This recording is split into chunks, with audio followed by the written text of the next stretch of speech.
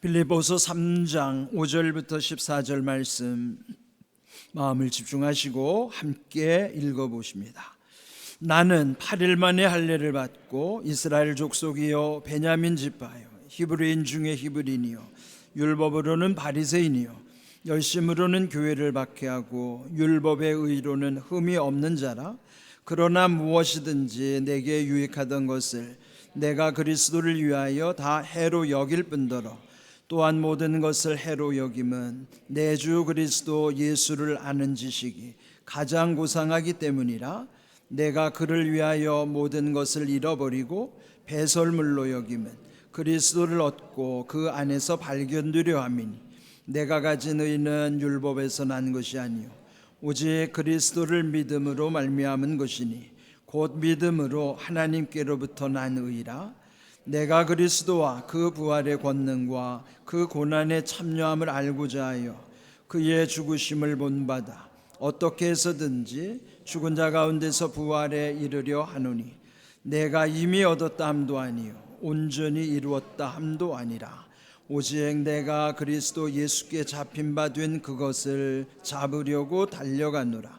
형제들아, 나는 아직 내가 잡은 줄로 여기지 아니하고 오직 한 일, 즉 뒤에 있는 것은 잊어버리고 앞에 있는 것을 잡으려고 표대를 향하여 그리스도 예수 안에서 하나님이 위에서 부르신 부름의 상을 위하여 달려가노라. 아멘. 3주차에 이어 계속 빌립보서의 말씀을 묵상하고 있습니다. 바울이 빌립보를 가게 됐던 것은 그가 처음에는 그 동쪽 소아시아로 이제 목표를 정하고 하나님께 기도했어요. 그런데 하나님은 오히려 그 반대쪽인 서쪽으로 응답을 주셨다고 그랬죠. 그래서 마게도냐라고 하는 유럽 쪽으로 하나님께서 인도하신 거예요. 우리가 흔히 동쪽을 물어보니까 서쪽을 답변한다고 하는 그 동문서답이라는 것이 하나님께서 우리가 구하는 반대쪽으로 응답 주시는 동문서답으로 역사하실 때도 있다. 우리가 그 말씀도 나눴죠. 이렇게 빌립보라고 하는 곳은 바울이 2차 선교 여행의 첫 번째 기착지로서 또 바울이 평생에 그 교회에 대한 애정이 남달랐습니다. 빌립보서 1장 3절에서도 고백했듯이 그들을 생각하면, 빌립보 성도들을 생각하며 하나님께 감사하며 또 간구할 때마다 기쁨으로 간구했다. 그렇게 고백할 정도였죠. 우리가 이제 그동안에 이 빌립보서에서 묵상했던 중요한 것들을 좀 다시 한번 돌아봤으면 좋겠습니다. 빌립보서 1장 23절에서 바울은 내가 그 둘 사이에 끼었으니 차라리 세상을 떠나서 그리스도와 함께 있는 것이 훨씬 더 좋은 일이라. 바울이 둘 사이에 끼어있는 존재라고 고백한 것처럼 우리들도 이 세상과 저 세상 그 사이, 또 사는 것과 죽는 것과 그 사이, 우리들도 무언가에 끼어 사는 존재라 하는 것이죠. 그러나 바울이 여기서 고백한 것처럼 그리스도와 함께 있는 것이 훨씬 더 좋은 일이라. 훨씬 더 좋은 일이라고 하는 것은 최고로 좋은 일, 가장 좋은 일이라는 표현입니다. 그런데 우리가 사는 세상에는 가장 좋은 것, 최고로 좋은 것이 존재하지 않아요. 그저 우리 사는 세상에는 좋은 것이 있다면 그에 비하여 좀 더 좋은 것이나 덜 좋은 것이 존재할 뿐이지 그 무엇과도 비교할 수도 없고 바꿀 수도 없는 최고로 좋은 것은 존재하지 않습니다. 그런데 바울은 여기서 우리가 이 세상에 사는 동안뿐만 아니라 우리가 그리스도와 함께 한다는 것은 그 무엇과도 비교할 수도 없고 바꿀 수도 없는 최고로 좋은 일, 가장 좋은 일, 훨씬 더 좋은 일이라고 강조하는 거예요. 우리가 이 땅에 살면서 주님과 함께 살아간다는 게 최고의 은혜입니다. 주님 안에서 주님과 함께 주님을 통하여 이 모든 일을 이루어가는 것이 얼마나 귀한 일인가를 또한 우리는 믿고 하나님께 감사를 드리는 것입니다. 또 지난 주일에 나눴던 말씀 중에 빌립보서 2장 9절을 보시면은 하나님께서는 이 예수님을 지극히 높이셔서 모든 이름 위에 뛰어난 이름을 주셨다 그랬어요. 모든 이름 위에 뛰어난 이름, 그 이름 예수를 그 다음 빌립보서 2장 10절 11절을 보면요, 하늘에 있는 자들과 땅에 있는 자들과 땅 아래에 있는 자들로 모든 무릎을 예수의 이름에 꿇게 하시고 또 모든 입으로 예수 그리스도를 주라신 하여 하나님 아버지께 영광을 돌리게 하셨느니라. 그러므로 예수 그리스도를 나의 주로 고백할 때 하나님이 영광 받으신다고 하는 사실뿐만 아니라 그 예수 이름의 권세는 마가복음 16장에 약속하신 대로 예수님 이름으로 귀신을 쫓아내며 새 방언을 말하며 뱀을 집으며 무슨 독을 마실지라도 해를 받지 아니하고 병든 자에게 손을 얹은즉 나으리라. 그 예수님 이름에 대한 권세를 우리에게 누리게 하신 거예요. 그 귀한 이름, 우리의 지난주에 그 말씀에 이어서 오늘 이 3장에서는 특별히 이 빌립보서 3장 5절 6절에서요 바울이 자기가 자랑하는 내용들을 기록하고 있어요. 왜 바울이 자기 자랑거리를 여기다가 적어놨을까요? 빌립보 교회 안에서 서로 자랑하는 걸로 다툼이 있었기 때문이에요. 여러분이 자랑한다는, 요즘 젊은 사람들은 자랑을 자랑질이라고 표현하대요. 그 좀 더 실감나는 말인 것 같아요. 뭐 세상 사람 말할 것도 없이 온갖 뭐 자랑질을 많이 하죠. 근데 빌립보 교회 안에서도 그런 현상이 있었어요. 그때 바울이 편지를 쓰면서 나도 너희같이 자랑할 거라고 하면 난 자랑할 것이 엄청 많다. 그러면서 여기 7가지 자랑거리를 대표적으로 적어놨어요. 나는 8일 만에 할례 받은 사람이야. 이거 얼마나 큰일이에요. 또 이스라엘 족속이요 베냐민 지파. 그러니까 베냐민은요 초대 왕 사울의 지파가 베냐민 지파예요. 그렇다면은 이 바울 사도는 왕손에 해당하는 거죠. 그 뼈대 있는 가문 출신이라는 거예요. 히브리인 중에 히브리인이요 율법으로 바리새인은 하나님의 뜻을 온전히 지키고자 거룩함으로 사는 사람들의 모임이에요. 열심으로 교회를 핍박받게 했고 율법의 의로는 흠 없는 자람. 그러니까 이렇게 흠이 없을 정도로 아주 모든 것, 가문도 배경도 실력도 무엇 하나 빠질 것 없이 귀한 것을 다 소유한 사람이에요. 근데 바울이 이거를 자랑하려고 하는 것이 아니라 그 다음에 말씀이 중요한 것입니다. 그가 예수님을 만난 다음에는 어떻게 달라졌는가? 그 다음 8절을 보시면요 또한 모든 것을 해로 여김은 내 주 그리스도 예수를 아는 지식이 가장 고상하기 때문이라. 내가 예수님을 위하여 모든 것을 잃어버리고 배설물로 여긴다라고 고백하는 거예요. 그리야 할 수 있었던 까닭은 예수님을 만난 다음에는 예수님 아는 지식이 최고였기 때문에 자기가 그동안 앞에서 말한 자랑거리들은 아무것도 아니라는 거예요. 오히려 여기서 표현한 것은 그것은 배설물 같은 것이라 하는 거예요. 배설물이 뭡니까? 이게 한문으로 표현하니까 고상하게 들릴지 몰라도 우리가 흔히 쓰는 똥입니다. 이 똥의 고상한 표현 배설물이죠. 그런데 그 똥이 뭐예요? 우리가 음식을 먹으면은 우리의 몸속에서 소화된 다음에 항문을 통해서 버려지는 찌꺼기예요. 대체로 이 똥에 대한 부정적인 표현들이 많죠. 흔히 뭐 똥이 더러워서 피하지 무서워서 피하냐? 뭐 이런 식으로 말해요. 그런데 여기서 이렇게 오늘 왜 그가 이렇게 배설물처럼 여겼는가? 그 까닭은 오늘의 제목처럼 이 배설물의 역설이 여기에 담겨 있는 거예요. 그러니까 역설이라는 건 한문이기 때문에 좀 어렵게 느껴지죠. 크게 2가지 의미가 있어요. 하나는 힘역자를 쓰면은 힘주어서 설명하는 게 역설인데 그거는 강조할 때. 그런데 또 하나 파라독스라고 하는 것은 이것을 뒤집어 생각하면 거슬러서 한번 설명함으로써 그 역설을 통해서 깨닫는 진리의 말씀이 있는 거예요. 바울이 그렇게 자랑하는 것들이 자기가 똥으로 여긴다고 해서 실제 똥이 되는 건 아닙니다. 똥이 될 수도 없죠.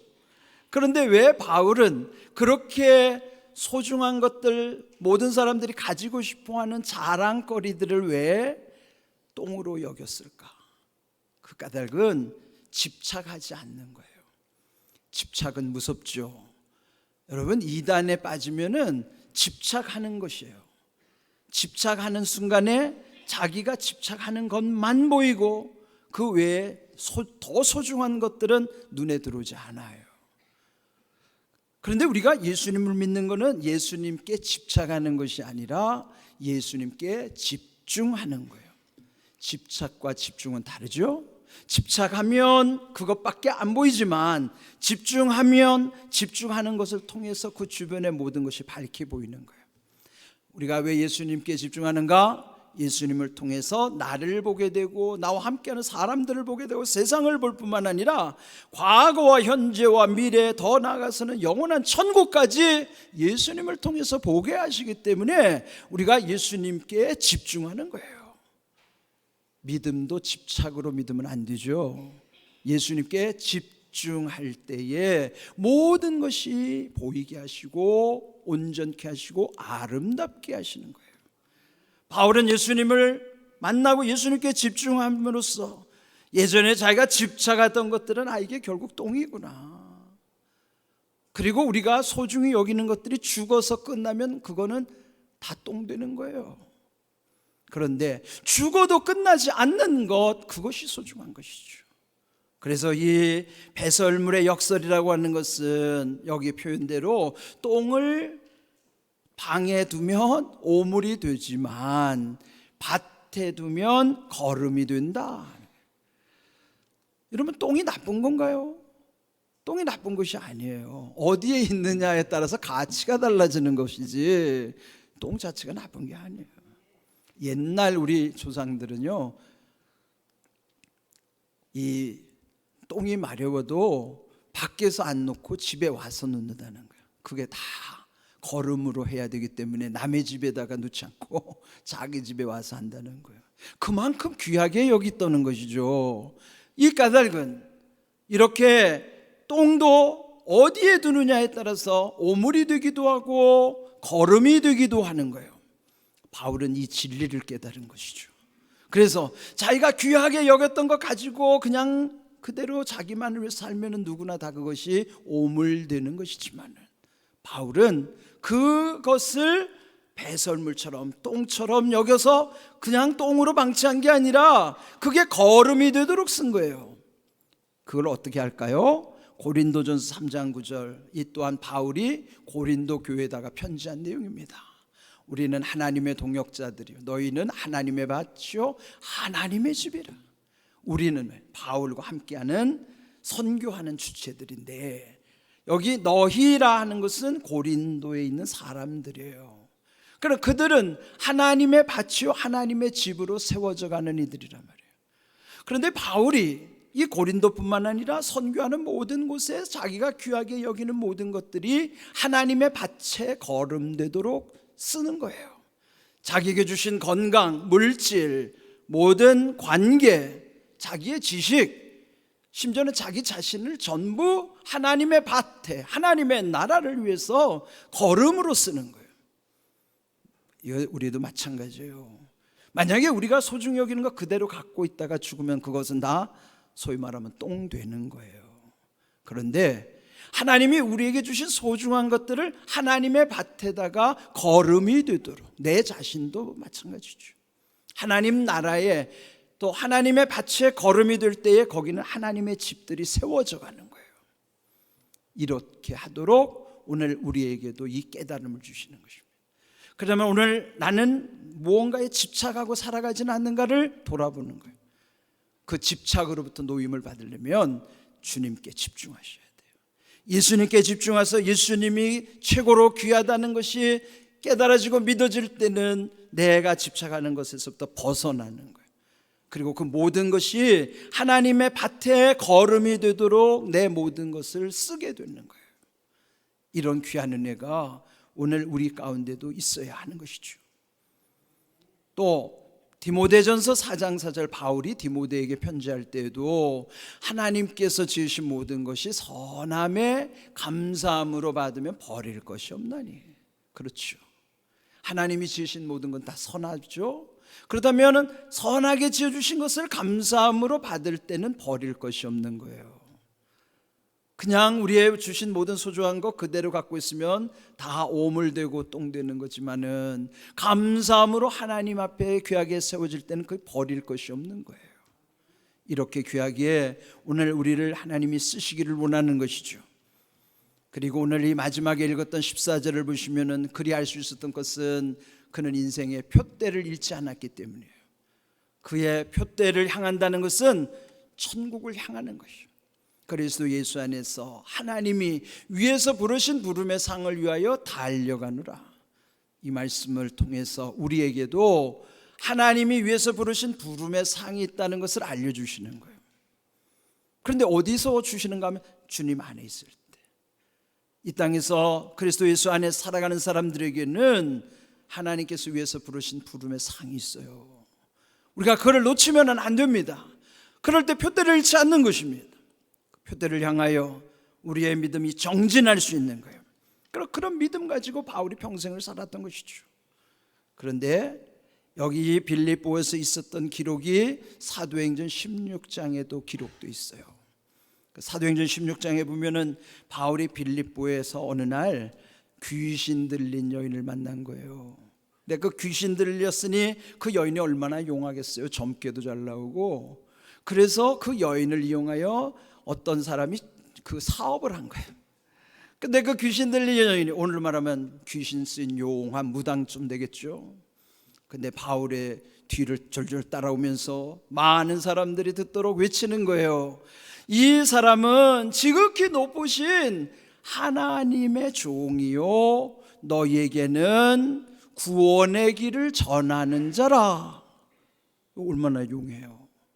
그때 이 바울이 심히 괴로워하다가 나사렛 예수 그리스도의 이름으로 명하노니 귀신아 나가라. 그래서 귀신을 쫓아냈어요. 자, 여기서 중요한 건 뭐냐면요, 영적인 세계는 이렇게 힘이 부딪히는 거예요. 이걸 일컬어서 보이지 않는 영적 전쟁이라고 하는 거예요. 바울이 빌립보에서 그 경험했던 바를 통해서 이 귀신 들린, 오늘로 말하면 용한 점쟁이나 무당을 바울이 물리치는 거예요. 저도요, 이런 영적 세계에 관심이 많기 때문에 다양한 종교들에 대해서도 공부를 합니다. 근데 한때 무당을 통해서 제가 들은 이야기가 잊혀지지가 않아요. 여러분, 역사 이래로 모든 종교가 엄청 많고 생겼다 없어지기도 하고 또 생기기도 하지만은 한 번도 없어지지 않고 계속 사람들의 인기가 높은 종교가 뭔지 아세요? 그 종교가 무교라고 하는 무당 종교예요. 무당의 역사는 끊어진 적이 없어요. 그런데 우리나라 지금 무당 인구가 몇 명인지 조사도 안 되지만 무당을 찾아가는 사람들이 얼마나 많은지 몰라요. 심지어는 교회 다니는 직분자들도 찾아간대요. 어떤 점집에는 기독교인 환영이라는 간판까지 걸었대요. 예? 여러분 제발 정신 차려야 돼요. 점을 빼러 가기는 해도 점을 보러 가면 큰일 나는 거예요. 자, 그런데 제가 무당한테 들었던 얘기는 무당이 되는 길이 세 가지가 있대요. 무당의 계보가 세 가지란 말이에요. 첫 번째, 세습무당. 그럼 부모 중에 누가 무당이라 세습을 해서 무당되는 사람이에요. 두 번째는 학습무당. 그러니까 무당 학교를 가가지고 무당이 되는 거를 공부해가지고 무당되는 거예요. 세 번째로는요, 강신무당. 그는 신이 쓰여가지고 자기는 무당이 되기 싫어서 막 발버둥을 쳤는데도 소위 말하면 신병에 걸려가지고 내가 이거를 벗어날 수가 없어서 어쩔 수 없이 무당이 되는 이 강신무당. 그러면 세습무당, 학습무당, 강신무당 중에 여러분이 볼 때 진짜 무당은 어떤 무당일까요? 강신무당이에요. 세습무당, 학습무당은요 배워서 되는 거예요. 그게. 근데 강신무당인지를 어떻게 아느냐? 두 가지를 보면 안 돼요. 첫째, 시퍼런 작두 위에 맨발로 걸어가면 이 사람 진짜 귀신 들렸구나. 또 가만히 서 있는 깃대가 막 흔들리면 그 진짜 귀신이 역사하는 거라는 거예요. 근데 요것도요 무당학교에 가면은 가르쳐 준대요. 그런 기술을 배워준대요. 그러니까 그런 데 가면은 속는 거죠. 근데 진짜 무당도 있고 이런 배워서 된 무당도 있고 세습한 무당도 있어요. 근데 보통 사람은 몰라요. 하는 말, 이 점치고 굿하는 것만 봐서는 몰라요. 속일 수 있으니까. 그런데 진짜 무당은 강력한 거예요. 강신무당은 강력한 거예요. 제가 왜 이 말씀드리냐면 영적 흐름은 비슷하거든요. 목사들도 요 세 종류예요. 아버지가 목사라 자기는 아무 생각도 없이 그냥 세습하는 목사 있어요. 두 번째, 신학교 가가지고 대충 학습해서 목사 되는 사람들도 있어요. 그건 학습 목사죠. 그런데 정말로 성신, 그 성신이 내려서 성령이 임해서 강신 목사도 있단 말이에요. 무당도 세 종류인 것처럼 목사도 세습 목사, 학습 목사, 강신 목사가 있듯이 교인도 세 종류가 있어요. 교인도 세습 교인, 그건 뭐예요? 부모가 교회를 다니니까 자기 믿음도 없는데 그냥 덜렁덜렁 교회 다니면 그거 다 세습 교인이에요. 그게. 학습 교인은 뭔지 아세요? 그냥 한번 와보니까 여기가 뭐 별천지인 것 같고, 그래서 이 예배도 배우고 성경 공부도 배우고 그러니까 이게 뭐 배워서 되는 기독교인, 이게 이렇게 교회 다니는 사람이 학습 교인이에요. 근데 세 번째로 정말로 성령을 받은 교인이 있어요. 강신 교인이 있다고. 그 강신 교인을 일컬어서 성도라고 하는 거예요. 우리가 일반적으로 다 성도라고 표현하지만 하나님이 구분하시는 성도는 강신 성도만이 성도예요. 강신 교인만이 성도예요. 나머지는 성도, 하나님 볼 때는 성도가 아니에요. 우리는 모르니까 다 성도라고 칭해 주시기는 하던데 하나님이 볼 때는 그 사람은 성도 아니에요. 그저 교회에 나오는 교인일 뿐이에요. 그저 부모 세습해서 세습교인, 학습교인일 뿐이지 그 속에는 영이 없어요. 그렇다면 진짜 귀신 쓰인 사람 앞에는요, 이 세습 목사나 세습교인, 학습 목사나 학습교인은 진짜 무당, 강신 무당 만나면 큰일 나는 거예요. 이길 수 없어요. 그런데 바울이 빌립보에서 그 귀신 들린 여인을 물리친 것처럼 강신 목사, 강신 성도는 이 진짜 무당을 만나도 두렵지 않아요. 왜? 그 귀신이 쫓겨가니까. 여러분 잘 생각하세요. 나는 정말 내 안에 성령이 계신가? 여러분 그거 진짜 확인하셔야 된다고요. 그냥 어영부영 신앙생활, 요즘 이 시대는 속이는 현상들이 너무 많아가지고 착각하게 만들어요. 그냥 교회만 열심히 다니면은 진짜 성도인 줄로 착각하게 만들어요. 사람은 속일 수 있죠. 그런데 하나님 속일 수 없어요. 우리 스스로가 철저하게 내 안에 성령께서 계신가 알아요. 왜? 표정에서 나타나고 말에서 나타나고 행동에서 나타나요. 정말 성령이 임한 사람은 함부로 말하지 않아요. 정말 사람을 함부로 대하지 않아요. 그런데 함부로 말하고 함부로 사람을 대하는 사람은 그 사람은 강신 성도일 리가 없어요. 그걸 우리가 잘 생각해야 된다고요. 성령이 임하시면 성령의 열매가 나타나는 거예요. 갈라디아서 5장 22절 23절처럼 사랑과 희락과 화평과 오래참과 자비와 양선과 충성과 온유와 절제하는 그 능력이 성령께서 주시는 거라고요. 그걸 확인해야지 뭐 그냥 대충 묻어가려고 하지 마세요. 이거 심각한 겁니다. 대한민국에 지금 뭐 1200만 기독교인이 다 어디 갔어요? 지금 박하게 말하는 사람은 기독교 인구는 500만도 안 된다고 그래요. 근데 그 중에 또 적지 않은 숫자가 이단들의 인구예요. 그러면 실제로 잘 믿는 정말 강신 성도들이 그렇게 많지 않다는 얘기예요. 여러분 이 마지막 때를 사는 우리는요, 정말 집중하고 최선을 다해야 돼요. 예수님께 집중하고 주님 안에 있을 때만이 이런 성령의 역사를 체험하면서 세상에 두려움이 없죠. 마음의 평안함과 담대함으로 오직 두려워하는 이는 하나님 한 분밖에 없어요. 강신 성도는 오직 하나님만 두려워한단 말이에요. 그러니까 세상이 두렵지도 않고 귀신은 더더군다나 두렵지 않아요. 그게 우리 기독교인이, 우리 강신 성도에게 주시는 하나님의 특권이란 말이에요. 그거 여러분 활용하셔야죠. 대충 어영부영 흉내내는 교인 되면 큰일 납니다.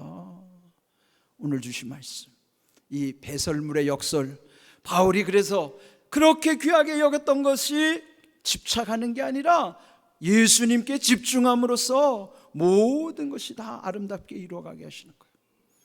이렇게 돼야만 우리의 인생이 헛되지 않을 뿐만 아니라 우리의 교회도, 우리의 가정도, 우리의 삶도 하나님이 세우시는 복이 임하는 것이고 그것이 지속적으로 이루어지게 하시는 거예요. 우리 정말 제발, 저는 우리 공항교회를 위해서 기도할 때에 여기에는 세습교인도 학습교인도 아닌 모두가 성령 충만한 강신 성도들이 모이는 교회, 강신 성도들을 만들어내는 교회, 그런 교회가 되도록 저는 기도하는 거예요. 우리 모두가 그렇게 되기를 여러분도 함께 기도해 주시길 바랍니다. 오늘 주신 말씀이 그대로 이루어지도록, 말씀대로 이루시는 은혜와 복을 체험하고 간증하고 누리는 삶이 되기를, 여러분 늘 그렇게 하려면 예수님 안에 있으면 되고 예수님께 집중하면 집착에서 벗어나는 거예요. 이런 모든 은혜가 우리 가운데 임하기를 주님의 이름으로 축복합니다. 아멘.